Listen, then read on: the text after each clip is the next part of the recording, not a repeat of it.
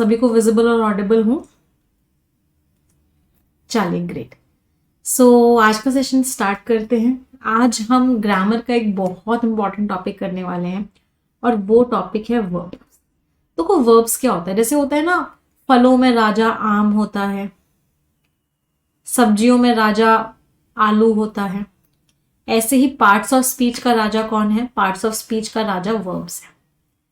आप सेंटेंस को हर part of speech के बिना बना सकते हो। आप सेंटेंस को नाउन के बिना बना सकते हो, प्रोनाउन के बिना बना सकते हो, एडवर्ब के बिना बना सकते हो, एडजेक्टिव के बिना बना सकते हो, प्रेपोजिशन के बिना बना सकते हो, कंजंक्शन के बिना बना सकते हो। आप सेंटेंस को हर पार्ट ऑफ स्पीच के बिना बना सकते हो, लेकिन सेंटेंस को वर्ब के बिना नहीं बना सकते। अगर किसी भी सेंटेंस में वर्ब नहीं है तो इसका मतलब वो सेंटेंस एकदम गलत है।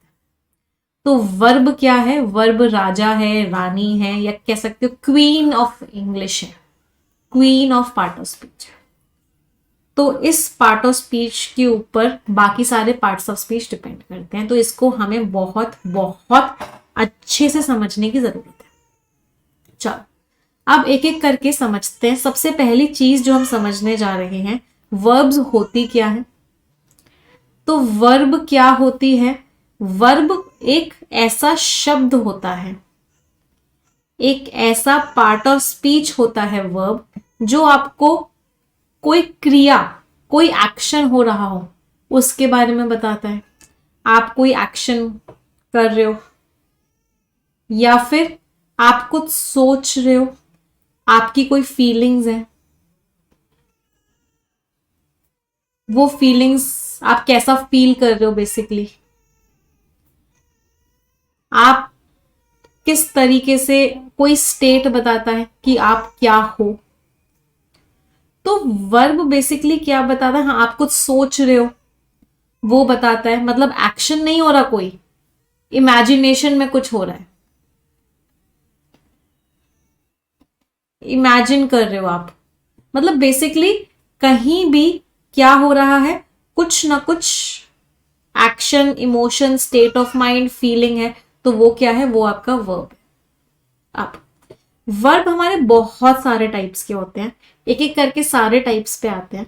तो सबसे पहले वर्ब्स को जो कैटेगराइज किया गया वो दो तरह की वर्ब्स में किया गया।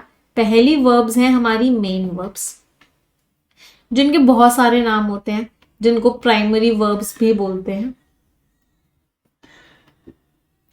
और दूसरी वर्ब्स हमारी होती हैं ऑक्सिलरी वर्ब्स, ऑक्सिलरी वर्ब्स, या जिनको हम सेकेंडरी वर्ब्स भी बोलते हैं।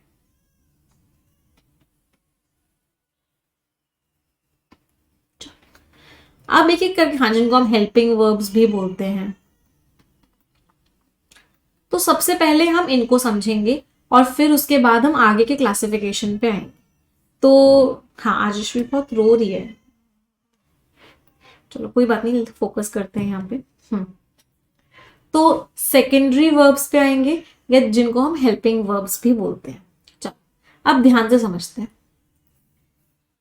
सबसे पहले समझते हैं मेन वर्ब क्या होती है। What is a main verb?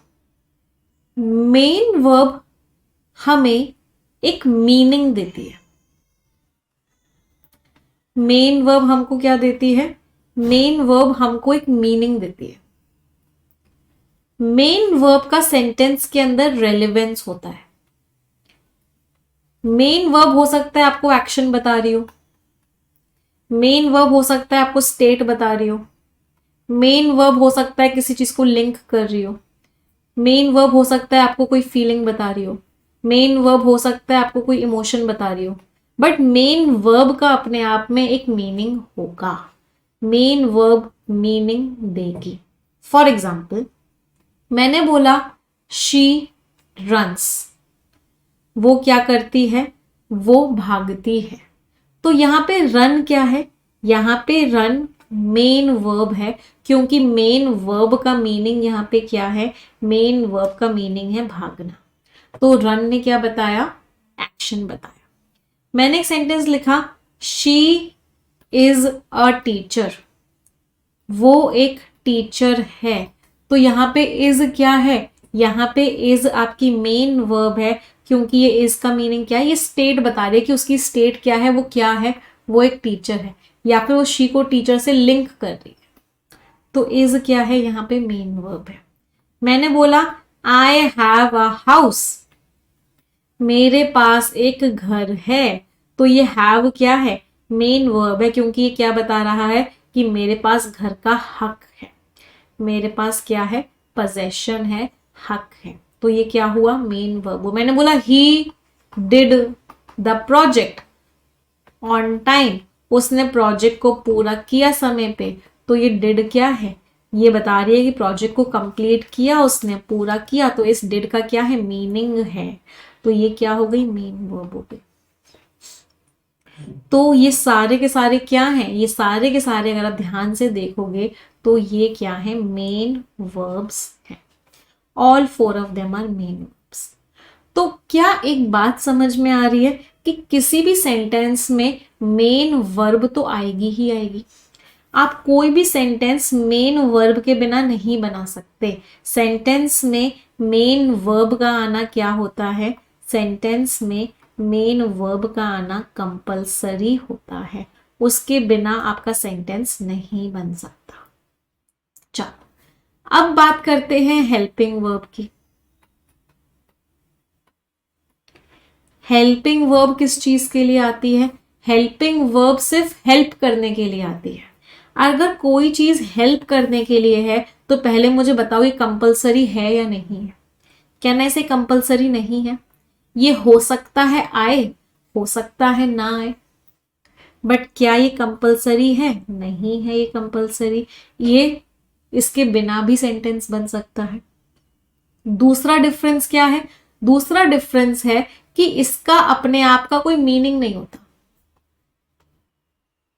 इस वर्ब का अपने आप का कोई भी मीनिंग नहीं होता है। जैसे रन का मीनिंग था भागना, इज का मीनिंग था है, हैव का मीनिंग था पास होना, डिड का मीनिंग था करना, लेकिन इन हेल्पिंग वर्ब्स का कोई भी मीनिंग नहीं होता है। कोई परेशानी, चलो फॉर एग्जाम्पल मैंने बोला शी रन्स, तो मैंने किया शी कैन रन। मैंने बोला शी इज टीचिंग, मैंने बोला आई हैव डन इट, मैंने बोला he did not complete it. वो भाग सकती है, वो पढ़ा रही है, मैंने वो काम कर लिया है, मैं उसने उस चीज को कंप्लीट नहीं किया। ध्यान से देखो, ये रन, ये टीचिंग, ये डन, ये कंप्लीट, ये सब क्या है, मेन वर्ब्स हैं, क्योंकि इनका कुछ ना कुछ मीनिंग है। लेकिन ये जो कैन है, ये जो इज है, ये जो हैव है, ये जो डिड है, इनमें से कोई भी मेन वर्ब नहीं है। ये सारे के सारे क्या है, सारे के सारे हेल्पिंग वर्ब्स हैं। ये सिर्फ या तो टेंस को बताने के लिए आते हैं कि कौन सा टेंस है, या तो ये वो बताने के लिए यूज किए जाते हैं, या फिर ये कैपेसिटी बनाने के लिए यूज किए जाते हैं कि वो कर सकता है या उसे होना चाहिए। मतलब ये कोई कंडीशन बताते हैं। इनका अपने आप में कोई भी मीनिंग नहीं होता है। क्या मेन वर्ब और हेल्पिंग वर्ब के बीच में सभी को डिफरेंस क्लियर है, एवरीवन? चलो अब एक बात और समझो, क्या ये चीज भी समझ में आ रही है कि यहां पे जो इज था ये मेन वर्ब था, जबकि यहां पे जो इज था ये हेल्पिंग वर्ब था। क्योंकि यहां पे था वो टीचर है, तो ये जो इज है ये मेन वर्ब है। क्यों ये मेन वर्ब, इकलौती वर्ब है, जब एक ही वर्ब होगी तो मेन वर्ब होगी, क्योंकि सेंटेंस मेन वर्ब के बिना तो बन ही नहीं सकता। लेकिन यहां पे इज हेल्पिंग क्यों हो गया, क्योंकि मेन वर्ब टीचिंग हो गया, पढ़ाना मेन काम है, तो टीचिंग क्या हो गया, मेन वर्ब हो गया, इसीलिए इज क्या हो गया, इसलिए इज यहाँ पे हेल्पिंग वर्ब हो गया। यहां देखो आई हैव अ हाउस, मेरे पास घर है, इस हैव का मतलब क्या था, पास होना, कोई चीज आपके पास है, एक ही वर्ब थी तो ये मेन वर्ब थी, लेकिन यहाँ पे ये हेल्पिंग वर्ब क्यों हो गई? क्योंकि यहाँ पे हैव का मीनिंग पास होना नहीं है, यहाँ पे तो करना मेन काम था, मैंने काम कर लिया है और उस करने के लिए डन आया था, इसीलिए ये हैव क्या हो गया? हेल्पिंग वर्ब हो गया। यहाँ पे डिड मेन वर्ब था, उसने प्रोजेक्ट कर लिया, इस डिड का मीनिंग क्या था? कर लिया, तो ये डिड क्या था? इसका मीनिंग था, तो ये मेन वर्ब हो गया। यहाँ पे डिड का मतलब क्या था? कोई नहीं था, यहाँ पे वर्ब तो कंप्लीट थी कि उसने काम पूरा नहीं किया, नॉट का मतलब था नहीं पूरा, कंप्लीट का मतलब था पूरा, इस डिड का कोई मीनिंग ही नहीं था, तो मेन वर्ब कंप्लीट थी, डिड क्या हो गई? हेल्पिंग वर्ब हो गई। तो कौन कौन से ऐसे शब्द हैं या कौन कौन सी ऐसी वर्ब्स हैं? देखो ये वर्ब चैप्टर है बेटा, मैं बहुत आराम आराम से पढ़ाऊँ, क्योंकि वर्ब के बेसिक्स क्लियर हो गए ना तो आपको बहुत हेल्प मिलेगी। तो वर्ब टॉपिक को ना बहुत ध्यान से समझना, कहीं इतना सा भी डाउट हो ना तो उसको पूछते हुए चलना बेटा। अब देखो ध्यान से देखो, तो ऐसी कौन कौन सी वर्ब्स हैं जो दोनों रोल प्ले कर सकती हैं? तो दो तरह की वर्ब्स होती हैं जो दोनों रोल प्ले करती हैं। पहली वर्ब्स को हम क्या बोलते हैं? बीई की वर्ब्स। इनका नाम क्या है? इनका नाम है बीई की वर्ब्स। ये कौन कौन सी वर्ब्स होती हैं? ये होती हैं इज, एम, आर और वॉज और वर। ये दोनों तरह की वर्ब्स होती हैं जो मेन वर्ब भी बन जाती हैं और हेल्पिंग वर्ब भी बन जाती हैं। तो मैंने सेंटेंस लिखा ही वॉज अ साइंटिस्ट, और मैंने एक सेंटेंस लिखा ही वॉज डूइंग इट। तो क्या समझ में आ रहा है? वॉज ही था, लेकिन ये जो वॉज है यहाँ पे ये मेन वर्ब था, और ये जो वॉज है यहाँ पे ये हेल्पिंग वर्ब था। तो ये डूइंग क्या हो गया? यहाँ पे ये मेन वर्ब हो गया। सेंटेंस मेन वर्ब तो आएगा ही आएगा, हेल्पिंग वर्ब कभी अकेले तो आ ही नहीं सकता, ये तो हमने पहले ही पढ़ लिया। तो इन वर्ब्स को हम क्या बोलते हैं? इन वर्ब्स को हम बोलते हैं बीई की वर्ब्स, जो कि मेन वर्ब और हेल्पिंग वर्ब दोनों का रोल प्ले कर लेती है। दूसरी वर्ब्स कौन सी होती हैं जो दोनों रोल्स प्ले कर सकती हैं? उन वर्ब्स को हम बोलते हैं पजेशन की वर्ब्स।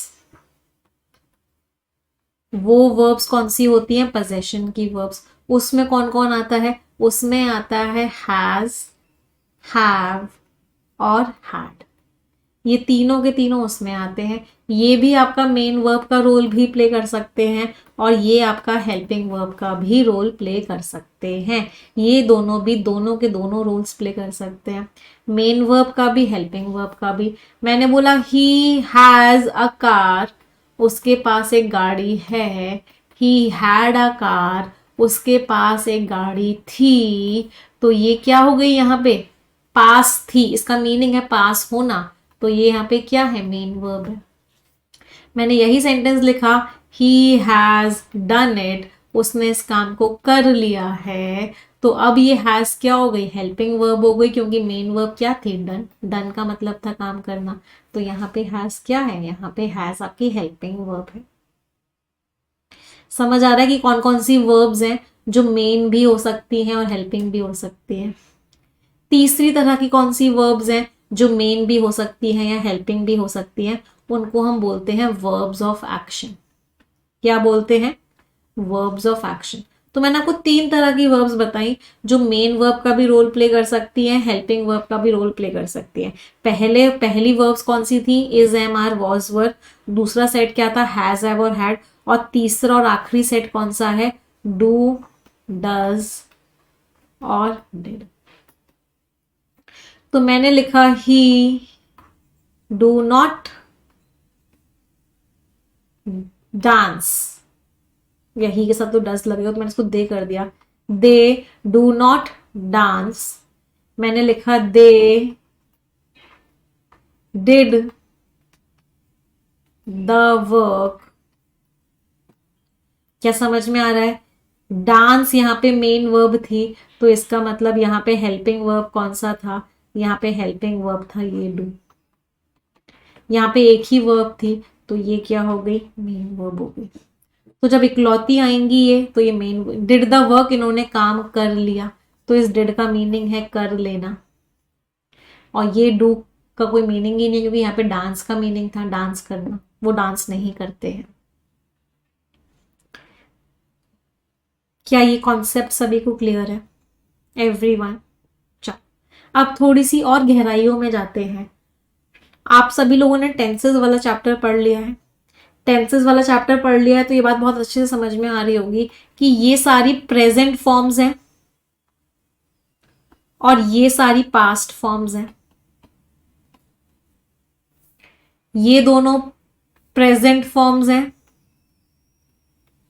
और ये जो हैड है ये पास्ट में लगाते हैं। डू और डज प्रेजेंट में लगाते हैं और डिड को पास्ट में लगाते हैं। तो तीनों ही कैटेगरी में हमने दो दो तरह की वर्ब्स डिवाइड की हैं।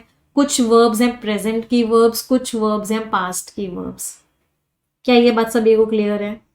चलो अब दूसरी तरीके का और इसमें डिवीजन है। इनमें से कुछ वर्ब्स हैं सिंगुलर की वर्ब्स और कुछ वर्ब्स हैं प्लूरल की वर्ब्स। तो एक बार जल्दी से क्या बना लेते हैं, एक टेबल बना लेते हैं।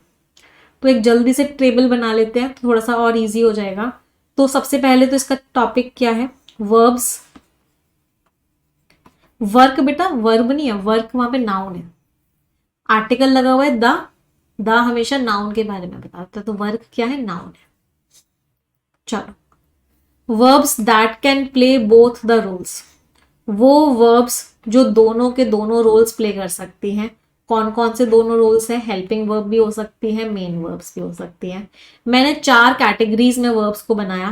पहला मैंने बनाया सिंगुलर, दूसरा मैंने बनाया प्लूरल। अच्छा आई और यू को भी इंग्लिश में प्लूरल मानते हैं।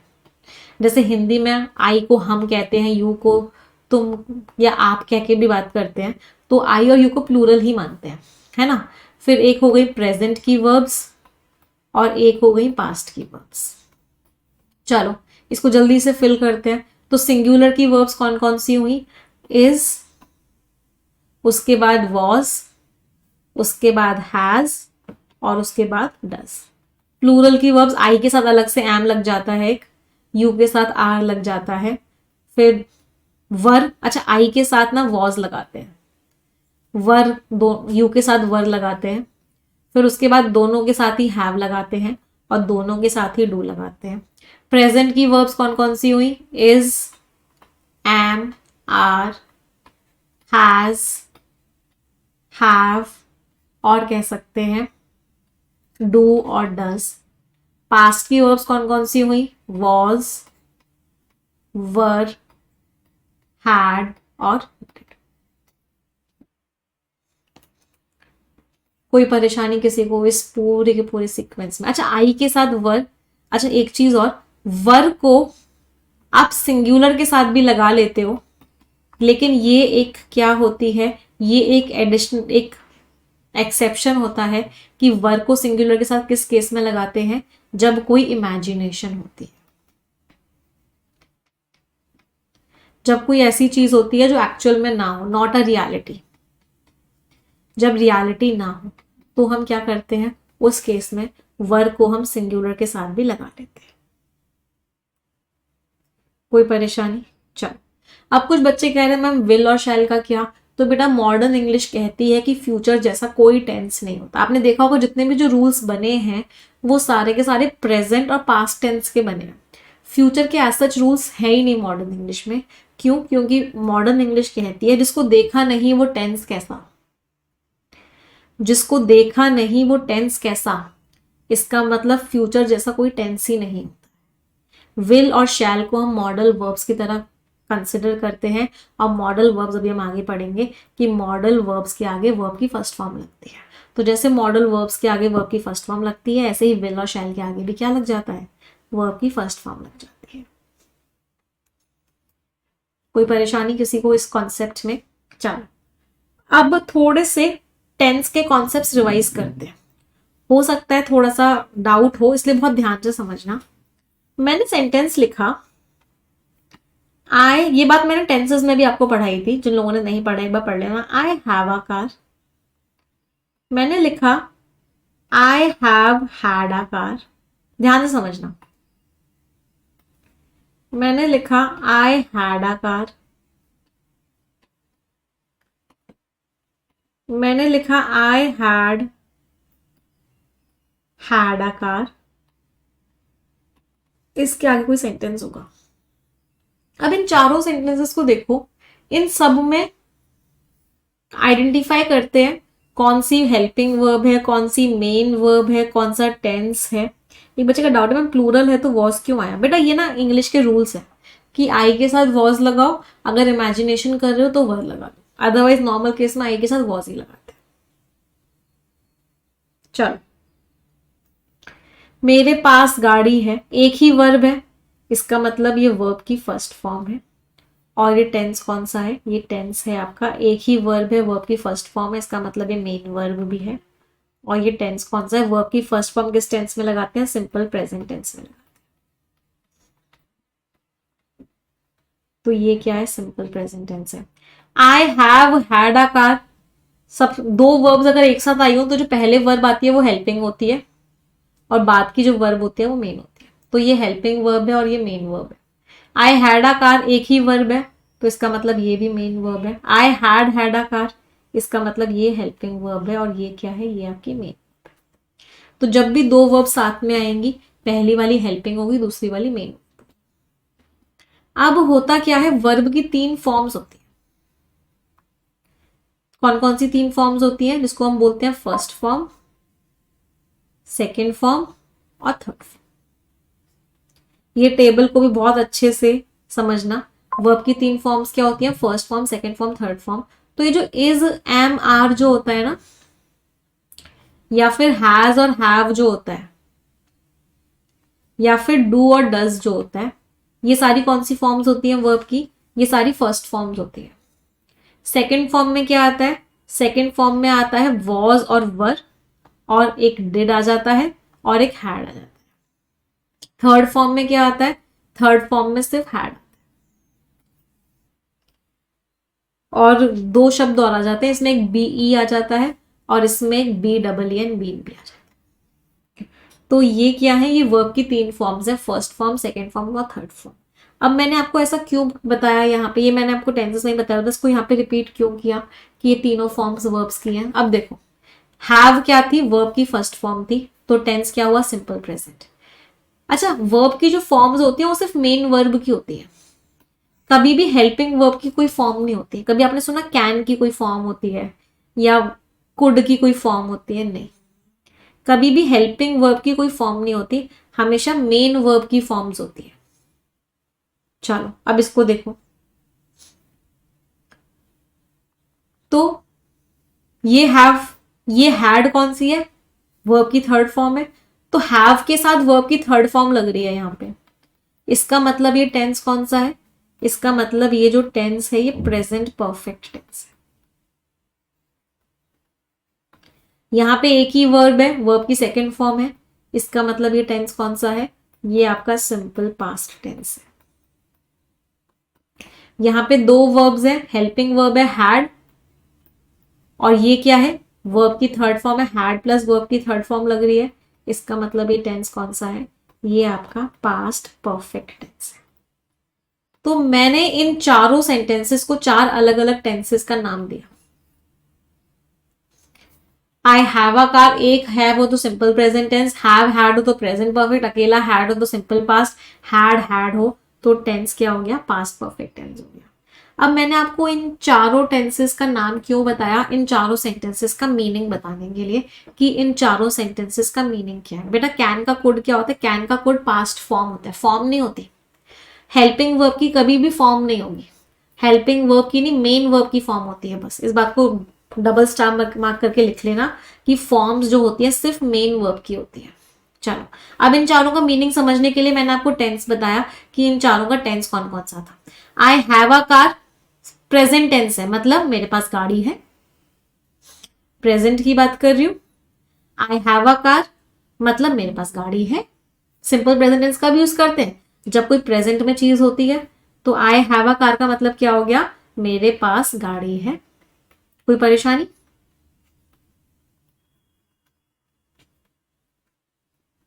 चलो I have had a car present perfect, present perfect tense कब यूज करते हैं, जब कोई चीज कंप्लीटेड होती है, कोई रिसेंट एक्शन होता है, तब यूज करते हैं I have had a car. मतलब I have had a car की इंग्लिश क्या हो गई, मेरे पास गाड़ी थी, मेरे पास गाड़ी थी, और वो आज है या नहीं ऑथर ने क्लियर नहीं किया। मतलब प्रेजेंट में वो है या नहीं ऑथर ने नहीं बताया। मतलब ये डाउट में है कि प्रेजेंट में मेरे पास है या नहीं, लेकिन उसका इंपैक्ट अभी भी है। प्रेजेंट परफेक्ट टेंस कब यूज करते हैं? प्रेजेंट परफेक्ट टेंस तब यूज करते हैं जब कोई एक्शन कंप्लीटेड है लेकिन उसका इंपैक्ट अभी भी है। तो गाड़ी होने का इंपैक्ट अभी भी है, मैं प्राउड फील करता हूं या मेरे पास अभी भी है, लेकिन इंपैक्ट है अभी भी। चलो, आई had a car, simple past, past की बात होगी, पहले मेरे पास गाड़ी थी। इसका मतलब क्या हो गया? पहले मेरे पास गाड़ी थी। इसमें क्लियर है अभी नहीं है गाड़ी, इसमें एकदम क्लियर है अभी नहीं है गाड़ी। समझ में आ रहा है? I have had a car और आई हैड अ कार में डिफरेंस क्या है? इन दोनों के मीनिंग में डिफरेंस समझ में आ रहा है? I have had a car का मतलब है मेरे पास गाड़ी थी, लेकिन अभी या है या नहीं ये ऑथर ने नहीं बताया, क्योंकि ये प्रेजेंट है। तो ऑथर ने अभी क्लैरिटी हमको नहीं दी है कि अभी गाड़ी है या नहीं। लेकिन आई हैड अ कार में क्लियर है कि अब तो नहीं है, ये बात पास्ट की हो चुकी है। तो आई हैड अ कार में क्लियर नहीं है, क्यों? Sorry, I had a car में क्लियर है कि मेरे पास गाड़ी अभी तो नहीं है। क्यों? क्योंकि ये बात पास्ट की है। डिफरेंस समझना, अब मैं दोबारा रिपीट भी करूंगी चारों में डिफरेंस क्या है। अगला, आई हैड अ कार, दो हैड कब लगाते हैं? जब कोई पास्ट एक्शन हुआ हो, उससे पहले मेरे पास गाड़ी थी। मैंने यहाँ पे डॉट डॉट डॉट डॉट क्यों लगाया? क्योंकि ये सेंटेंस कंप्लीट नहीं है। ये सेंटेंस कंप्लीट कैसे होता? I had a car before I met you, मैं तुमसे मिली उससे भी पहले मेरे पास गाड़ी थी। तो दो हैड कब लगाते हैं? दो हैड तब लगाते हैं जब कोई एक्शन पास्ट में हुआ था और उस पास्ट के एक्शन से भी पहले का एक्शन हो, उस केस में दो हैड लगाते हैं। तुम मुझसे मिली थी, पहले पास्ट का एक्शन है, और उस पास्ट से भी पुरानी बात क्या है? उस पास्ट से भी पास्ट की बात यह कि उससे पहले मेरे पास गाड़ी थी। तब क्या लगाया? तब हमने दो हैड लगाया। तो अब अगर मैं रिपीट करूं तो चारों का मतलब क्या था? सिंगल हैव का मतलब है कि अभी भी है। हैव और हैड का मतलब क्या है? पहले थी लेकिन अब है या नहीं है मुझे नहीं पता। इस टॉपिक को लेके कंफ्यूजन है कि अभी है या नहीं। सिंगल हैड का मतलब क्या है? पहले थी और ये बात क्लियर है कि अभी नहीं है। और दो हैड का मतलब क्या है? कि पहले कोई एक्शन हुआ था, उससे पहले की बात हो रही है।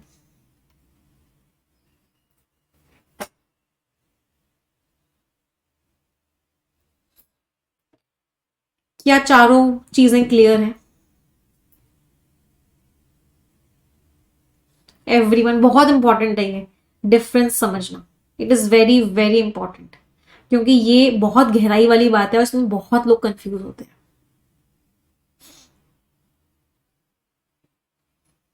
एक बच्चे का डाउट आया, मैम अभी तो आपने बोला हेल्पिंग वर्ब की फॉर्म्स नहीं होती, तो आप ये हेल्पिंग वर्ब की फॉर्म्स क्यों लगा रहे हो? नहीं बेटा, ये मेन वर्ब की फॉर्म्स हैं, ये मेन वर्ब है। फॉर्म्स हमेशा सिर्फ मेन वर्ब की होंगे। अभी तो बोला मैंने ये मेन वर्ब है, इसके नीचे लिखा हुआ भी है मेन वर्ब। हेल्पिंग वर्ब की फॉर्म्स नहीं होती, मेन वर्ब की फॉर्म्स होती है। आगे बढ़े। जिन लोगों को ये कॉन्सेप्ट्स क्लियर नहीं है ना, एक बार फिर से देखना है इस सेशन को बेटा, क्योंकि ये सेशन ना बहुत बार होगा कि एक बार में समझ नहीं आएगा, दो दो बार देखना पड़ेगा। चलो, अब मैं कुछ सेंटेंसेस लिखती हूँ। अभी तो हमने गाड़ी की बात करी, अब मैं आपको कुछ हिंदी देती हूँ। इस हिंदी को आप इंग्लिश में ट्रांसलेट करोगे ना तो आपको और क्लियर हो जाएगा। तो मैंने एक सेंटेंस दिया, मेरे पास पढ़ने के लिए बेस्ट बुक है।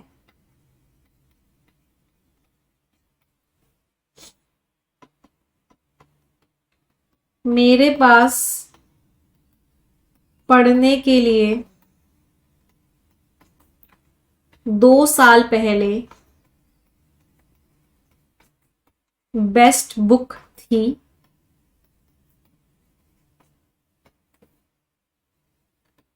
मेरे पास पढ़ने के लिए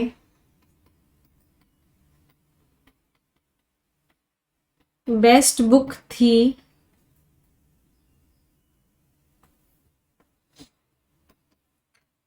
मेरे पास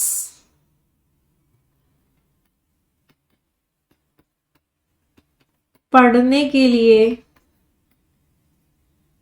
बेस्ट बुक थी इसको हिंदी में उससे पहले तुमसे तुमसे मिलने से पहले।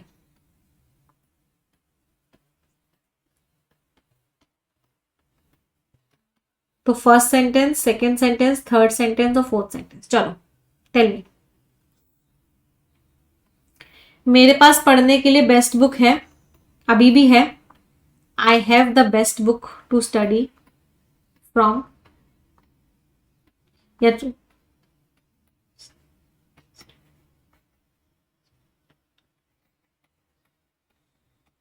मेरे पास पढ़ने के लिए 2 साल पहले थी। 2 साल पहले मतलब पास्ट पॉइंट ऑफ टाइम बता दिया। जब भी पास्ट पॉइंट ऑफ टाइम बताएंगे तो टेंस कौन सा होगा? Simple past. पुरानी बात हो रही है, पास्ट की बात हो रही है, तो पास्ट लगाएंगे। I had the best book to study from. मेरे पास पढ़ने के लिए बेस्ट बुक थी, बट क्लियर नहीं किया अभी थी या कब थी, क्लैरिटी नहीं है। क्लैरिटी नहीं है तो दोनों ही सही है थर्ड वाले केस में।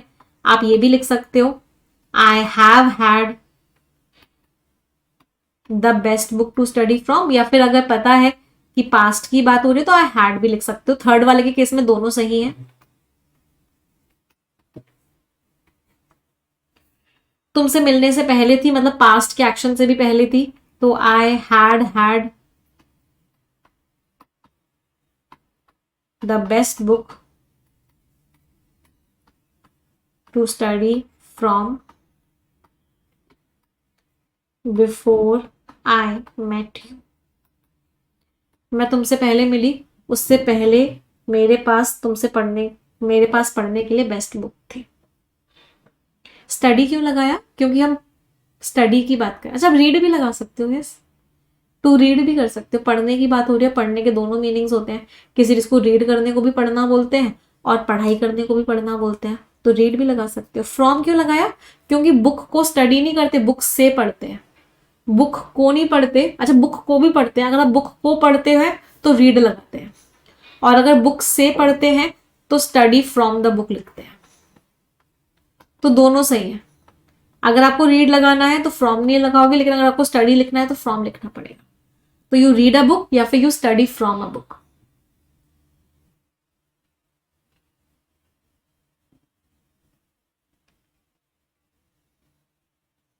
कितने लोगों के सारे सही निकले? फॉर रीडिंग भी सही है। अभी हम इन सब चीजों की बात नहीं कर रहे हैं बेटा, स्टडी फ्रॉम, रीड या फॉर रीडिंग। यहाँ पे मेरा मेन मकसद क्या है? यहाँ पे जो मेन मकसद है वो ये है, present tense, simple past tense, present perfect tense, past perfect tense. Clear सभी को? आगे बढ़े।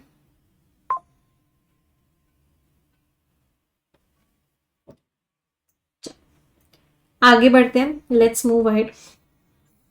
एक चीज और पढ़ते हैं। क्या सभी को याद है मैंने आप लोगों को टेंसेस में बताया था कि डू के साथ वर्ब की फर्स्ट फॉर्म लगती है, डज के साथ भी वर्ब की फर्स्ट फॉर्म लगती है, डिड के साथ भी वर्ब की फर्स्ट फॉर्म लगती है। ये दोनों सिंपल प्रेजेंट टेंस को डिनोट करते हैं।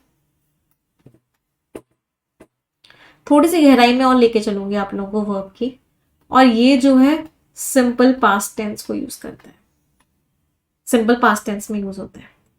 क्या ये बात सभी को क्लियर थी कि डू और डज के साथ वर्ब की first form simple present tense होता है, डिड के साथ वर्ब की first form simple past tense होता है। मैंने आपको एक सेंटेंस दिया, थोड़ी सी ज्यादा गहराई में जा रहे हैं, मुझे बताना वो सेंटेंस सही है या गलत है। वॉट एवर शी डज, वो जो कुछ भी करती है,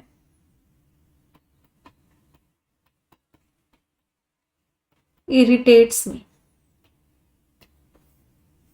अब इस सेंटेंस को ध्यान से देखो, इसमें पहले आइडेंटिफाई करो कौन सी हेल्पिंग वर्ब है और कौन सी मेन वर्ब है, या दोनों हेल्पिंग वर्ब है या दोनों मेन वर्ब है। आज बहुत गहराई में जाने वाले हैं इस सेंटेंस से।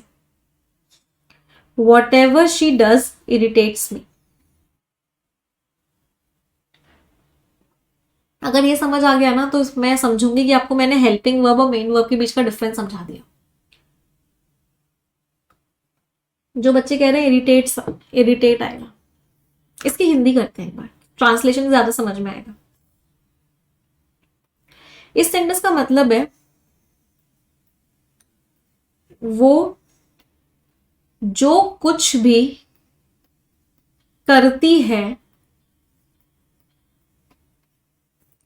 मुझे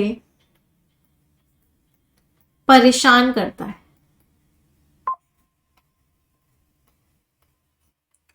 वो जो कुछ भी करती है वो चीज मुझे परेशान करता है या करती है। करती है कि वर्ब है डज,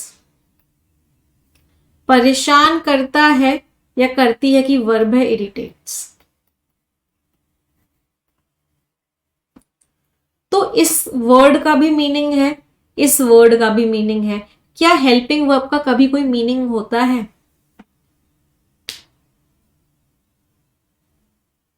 अभी हमने इस सेशन को जब स्टार्ट किया था तो मैंने आपको स्टार्टिंग में ही बताया था कि हेल्पिंग वर्ब का कोई मीनिंग नहीं होता,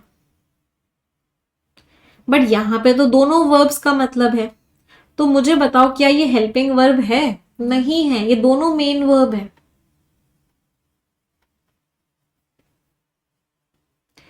ये दोनों की दोनों मेन वर्ब है। तो क्या ये वाला कॉन्सेप्ट लगेगा इनमें? ये तो हेल्पिंग वर्ब और मेन वर्ब का कॉन्सेप्ट था। तो क्या ये वाले जो कॉन्सेप्ट्स हैं ये लगेंगे इसमें? नहीं लगेंगे। ये सेंटेंस पूरा सही है।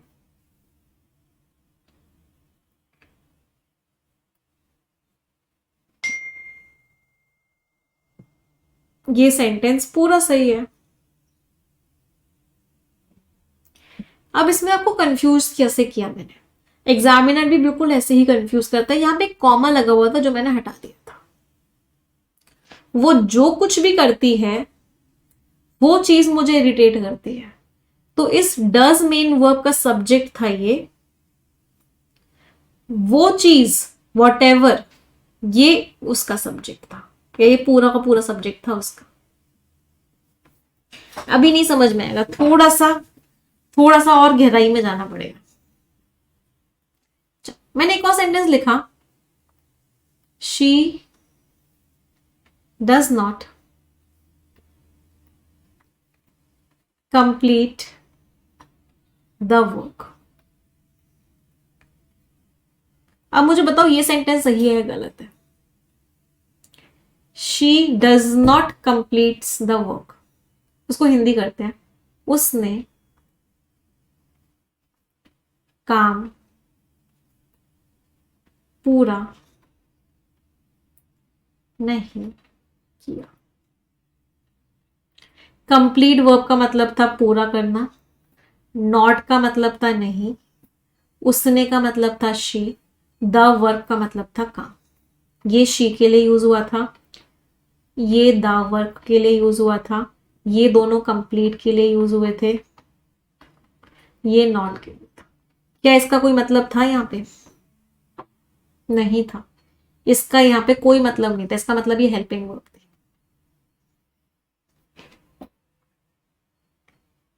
इसका मतलब ये हेल्पिंग वर्ब थी। तो अब ये वाला कॉन्सेप्ट लगेगा कि डस के साथ वर्ब की फर्स्ट फॉर्म लगती है, डस के साथ वर्ब की फर्स्ट फॉर्म में एसओएस नहीं लगता। तो ये सेंटेंस गलत था। तो अब सही कैसे हुआ? She does not complete the work. Now is it clear सभी को?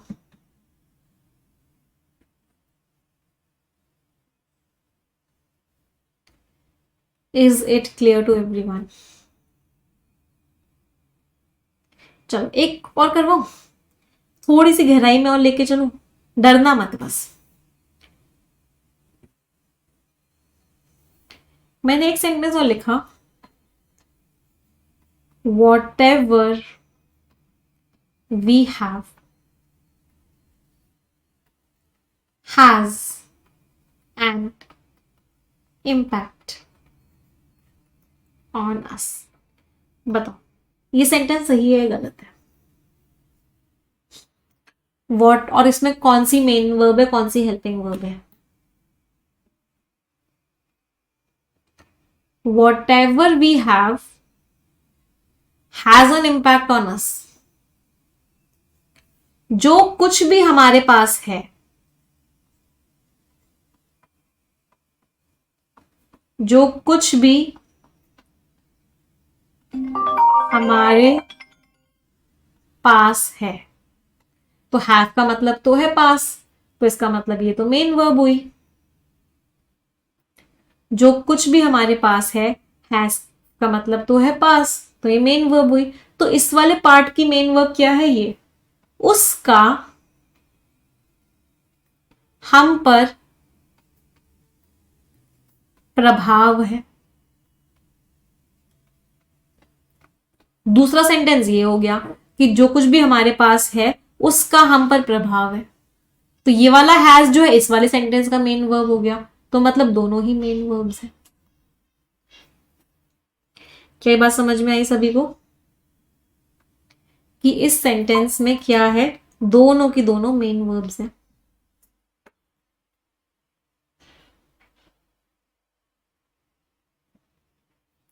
मैंने एक और सेंटेंस लिखा, ही क्या दे हैव मेट हिम, वो उससे मिले हैं। They have met him. अब यहां पे मेट मेन वर्ब है और ये हेल्पिंग वर्ब है। इम्पैक्ट नाउन है बेटा, आर्टिकल ए एंड द के बाद हमेशा नाउन आता है, ये हमेशा नाउन के बारे में बताते हैं, तो इम्पैक्ट नाउन है। यहां पे हैव मेन हेल्पिंग वर्ब था, मेट मेन वर्ब था। क्या आइडेंटिफाई करना आ रहा है कि कैसे डिफरेंस निकालते हैं हेल्पिंग वर्ब और मेन वर्ब के बीच में? ये डिफरेंस निकालना बहुत जरूरी है एरर डिटेक्शन के क्वेश्चंस के लिए।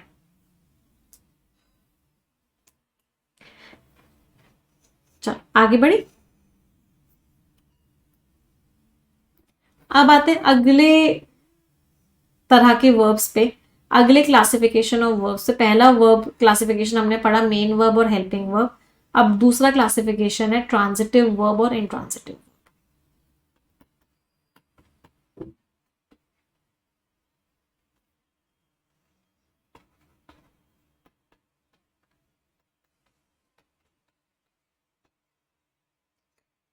ट्रांजिटिव वर्ब और इंट्रांजिटिव वर्ब समझने से पहले एक चीज जो समझनी है वो है ऑब्जेक्ट। सेंटेंस का ऑब्जेक्ट कौन होता है? ऑब्जेक्ट से पहले समझना है सब्जेक्ट। सब्जेक्ट होता है जिसके बारे में हम बात करते हैं।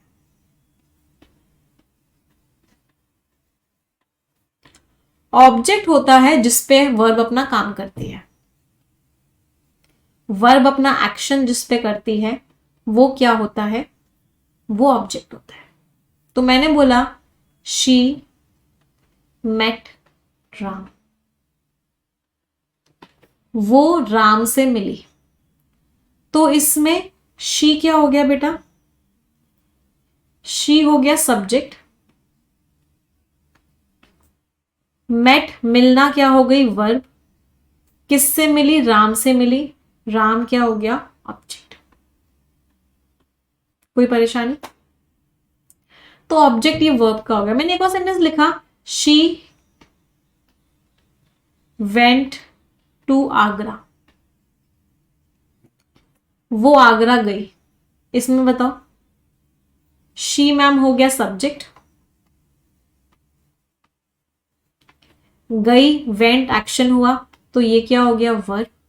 लेकिन वेंट के आगे कोई नाउन या प्रोनाउन नहीं है, तो इस सेंटेंस में कोई ऑब्जेक्ट नहीं है।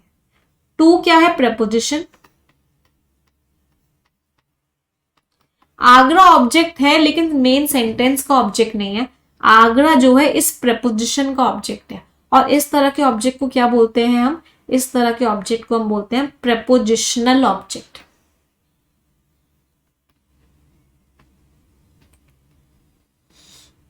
What do we call it?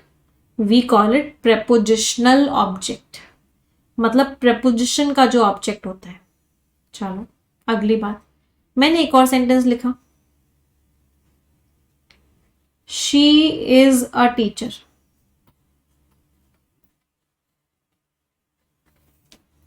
इसको बताओ इसमें ऑब्जेक्ट कौन है? मैम शी क्या हो गया? सब्जेक्ट हो गया। इज क्या हो गया? वर्ब हो गया। लेकिन यहां पे वर्ब ने कोई एक्शन तो किया ही नहीं। हमने तो ये बोला था कि वर्ब जिस पे अपना एक्शन करेगी वो ऑब्जेक्ट होगा। वर्ब जिस पे अपना एक्शन करेगी वो ऑब्जेक्ट होगा। यहाँ पे वर्ब ने तो कोई एक्शन ही नहीं किया, वर्ब ने तो कोई काम ही नहीं किया। इसका मतलब इस सेंटेंस में भी कोई भी ऑब्जेक्ट नहीं, नो ऑब्जेक्ट। अ टीचर को हम क्या बोलते हैं? अ टीचर को हम बोलते हैं, ये सब्जेक्ट के ही बारे में बता रहा है। शी कौन है वो ये बता रहा है, शी को ही पूरा कर रहा है, शी के बारे में ही बता रहा है कि शी कौन है। तो इसीलिए हम इसको क्या बोलते हैं? ये सब्जेक्ट को पूरा करने वाला फ्रेज है, इसलिए इसको क्या बोलते हैं? Subject complement. कॉम्प्लीमेंट का मतलब क्या होता है? जो चीज पूरी करे। तो अ टीचर क्या हो गया? अ टीचर इस केस में सब्जेक्ट कॉम्प्लीमेंट हो गया, यहां पे भी कोई ऑब्जेक्ट नहीं है। कोई परेशानी किसी को? अब सब्जेक्ट और ऑब्जेक्ट को लेकर दो कॉन्सेप्ट्स होते हैं जो कि सबसे ज्यादा इंपॉर्टेंट होते हैं। पहला कॉन्सेप्ट क्या होता है सब्जेक्ट और ऑब्जेक्ट को लेके? इसको डबल स्टार मार्क करके कीजिएगा। जब हम परफेक्शन बैच में मैच द कॉलम्स करते हैं तो ये दोनों ही कॉन्सेप्ट्स बहुत इंपॉर्टेंट हो जाते हैं। पहला है कि सब्जेक्ट और ऑब्जेक्ट सिर्फ और सिर्फ नाउन और प्रोनाउन हो सकते हैं। सब्जेक्ट या ऑब्जेक्ट सिर्फ और सिर्फ क्या हो सकता है? या तो नाउन होगा, या फिर प्रोनाउन होगा, या फिर कोई पूरा का पूरा फ्रेज होगा। फ्रेज का मीनिंग क्या है? वो पूरा का पूरा ग्रुप ऑफ वर्ड्स होगा जो नाउन या प्रोनाउन का रोल प्ले कर रहा हो। तो सब्जेक्ट या तो नाउन होगा, या फिर प्रोनाउन होगा, या फिर वो पूरा का पूरा फ्रेज होगा जो नाउन और प्रोनाउन का रोल प्ले कर रहा होगा। सब्जेक्ट कभी भी वर्ब नहीं हो सकता, सब्जेक्ट कभी भी एडवर्ब नहीं हो सकता, सब्जेक्ट ऑब्जेक्ट कभी भी एडजेक्टिव नहीं हो सकता। एक बच्चे का डाउट था, मैम शी इज टीचिंग में टीचिंग क्या है? शी इज टीचिंग में टीचिंग क्या है? तो क्या टीचिंग कोई सब्जेक्ट ऑब्जेक्ट है? नहीं है। टीचिंग तो वर्ब है, वर्ब तो कभी भी सब्जेक्ट ऑब्जेक्ट नहीं हो सकता। क्या ये बात सभी को समझ आई? चलो, हाँ टीचिंग में मेन वर्ब है। अगली बात, अगली चीज क्या है कि एक ही वर्ड कभी भी सब्जेक्ट ऑब्जेक्ट सेम टाइम पे नहीं हो सकता। A word can not be a subject and an object at the same time. कभी भी सेम टाइम पे एक ही शब्द सब्जेक्ट और ऑब्जेक्ट नहीं हो सकता। या तो वो सब्जेक्ट होगा या फिर वो ऑब्जेक्ट होगा। तो मैंने एक सेंटेंस लिखा, राम या rat killed the insect, went to the rat, began the journey। अब इस सेंटेंस में गड़बड़े हैं, इस सेंटेंस में बहुत सारी गड़बड़ है। आप लोगों को लग रहा है मैम अजीब सा सेंटेंस लग रहा है इसलिए हम तो गलत मार्क कर देंगे, बट इस सेंटेंस में गड़बड़ क्या है इसको समझते हैं। किल्ड क्या है? किल्ड वर्ब है, वर्ब से पहले क्या आता है? सब्जेक्ट, ये सब्जेक्ट हो गया। किसको मारा? ऑब्जेक्ट, इंसेक्ट को मारा, इंसेक्ट क्या हो गया? ऑब्जेक्ट हो गया किल्ड वर्ब का। लेकिन ये इंसेक्ट रैट के पास गया तो वेंट वर्ब थी, इस वर्ब का ये सब्जेक्ट हो गया।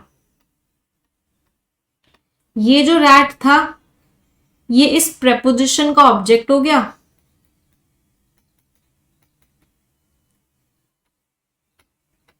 लेकिन ये बिगैन वर्ब थी, ये रैट उस बिगैन वर्ब का सब्जेक्ट हो गया।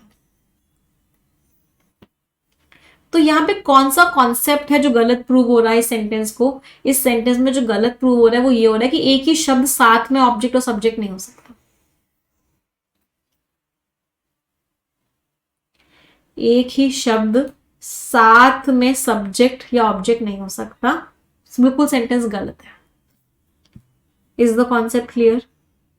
तो ये सेंटेंस सही कैसे होगा? इसको यहां फुल स्टॉप लगा दो, तो ये सिर्फ सब्जेक्ट ऑब्जेक्ट बन गया। यहां पे लिख दो इट, लिख दो, इसका दूसरा ऑब्जेक्ट सब्जेक्ट बना, मतलब सब्जेक्ट और ऑब्जेक्ट को अलग अलग कर दो, इसको अलग कर दो, इसको अलग कर दो, यहां पे एंड लगा दो, अब ये सही हो जाएगा। तो rat killed the insect, it went to the rat and began the journey. Clear? या तो कोई कंजंक्शन लगा दो या फिर कोई प्रोनाउन लगा दो, मतलब अलग अलग कर दो, एक ही शब्द को सब्जेक्ट ऑब्जेक्ट साथ में मत बनाओ। ये कॉन्सेप्ट बहुत बार यूज होगा जब हम मैच द कॉलम्स के क्वेश्चंस करेंगे। जब मैं आपको बोलूंगी कि मैंने आपको ग्रामर ग्रंथ में वो कॉन्सेप्ट पढ़ाया था, याद आ रहा है? अब इस कॉन्सेप्ट को इंप्लीमेंट करते हैं। मैम ग्रामर को ओवरडोज हो गया आज। होगा, ग्रामर में जब गहराइयों में जाते हैं तो ऐसा लगेगा बहुत बार कि बहुत हो रहा है, ओवरडोज हो रहा है, बट भाई ग्रामर के फाउंडेशंस तो स्ट्रॉन्ग करनी ही करनी पड़ेगी, उसके बिना काम नहीं चलेगा। चलो, तो हम बात कर रहे थे ट्रांजिटिव वर्ब की और इंट्रांजिटिव वर्ब की। तो ट्रांजिटिव वर्ब्स कौन सी होती हैं? बट मजा तो आ रहा हो, इस तरीके से ग्रामर पहले कभी पढ़ी नहीं होगी आप लोगों ने। अभी तक बस क्या कर रहे थे, कॉन्सेप्ट्स को रट रहे थे और एरर के क्वेश्चंस मार्क कर रहे थे, हल्का सा भी घुमा के क्वेश्चन आ रहा था, समझ ही नहीं आ रहा था। This thing I am telling you again, एक बार ग्रामर ग्रंथ कोर्स आपने पूरा कंप्लीट कर लिया ना, आपका ग्रामर का जो बेस है ना वो इतना स्ट्रांग हो जाएगा कि आपको सारी चीज कॉन्सेप्ट समझ में आएंगे कि सेंटेंस ऐसे बना है तो क्यों बना है। मतलब आई वुड से अभी तक मैंने ग्रामर इतनी गहराई में कभी नहीं पढ़ाई जितनी गहराई में मैं ग्रामर ग्रंथ में पढ़ा, इसलिए इसका नाम भी हमने ग्रंथ रखा था।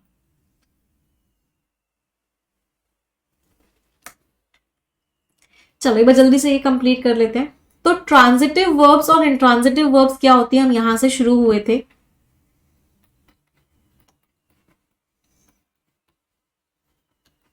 तो फर्क क्या है, ट्रांजिटिव वर्ब्स के पास अपना ऑब्जेक्ट होता है।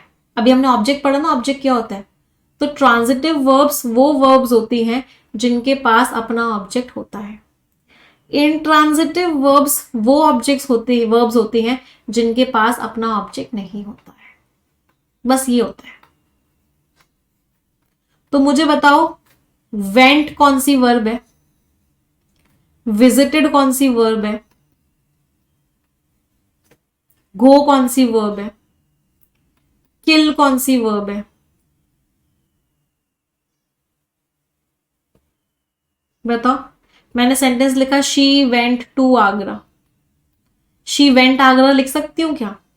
नहीं, शी वेंट टू आगरा लिखना पड़ा, मतलब वेंट के आगे तो ऑब्जेक्ट आया ही नहीं, ये तो प्रेपोजिशन के आगे ऑब्जेक्ट आया, वेंट के पास तो अपना ऑब्जेक्ट था ही नहीं, तो इसका मतलब ये कौन सी वर्ब है? इंट्रांजिटिव वर्ब है। मैंने लिखा शी विजिटेड आगरा,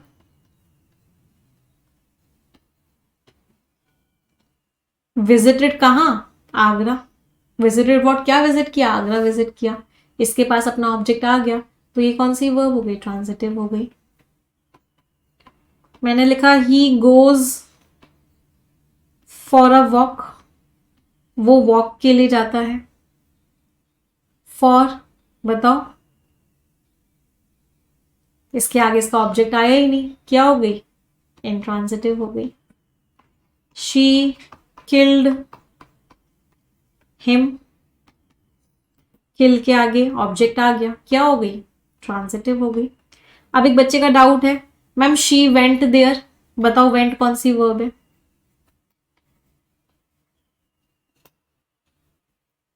देयर क्या होता है? एडवर्ब होता है, ऑब्जेक्ट तो है ही नहीं। अभी हमने पढ़ा था ऑब्जेक्ट तो हमेशा नाउन या प्रोनाउन होता है, मतलब वेंट के पास अपना ऑब्जेक्ट है ही नहीं, तो फिर से क्या है? इंट्रांजिटिव है। अच्छा, she killed with a knife, उसने मारा, लेकिन किसको मारा वो तो लिखना पड़ेगा ना। She killed him with a knife. Killed क्या हो गई, ट्रांजिटिव वर्ब हो गई।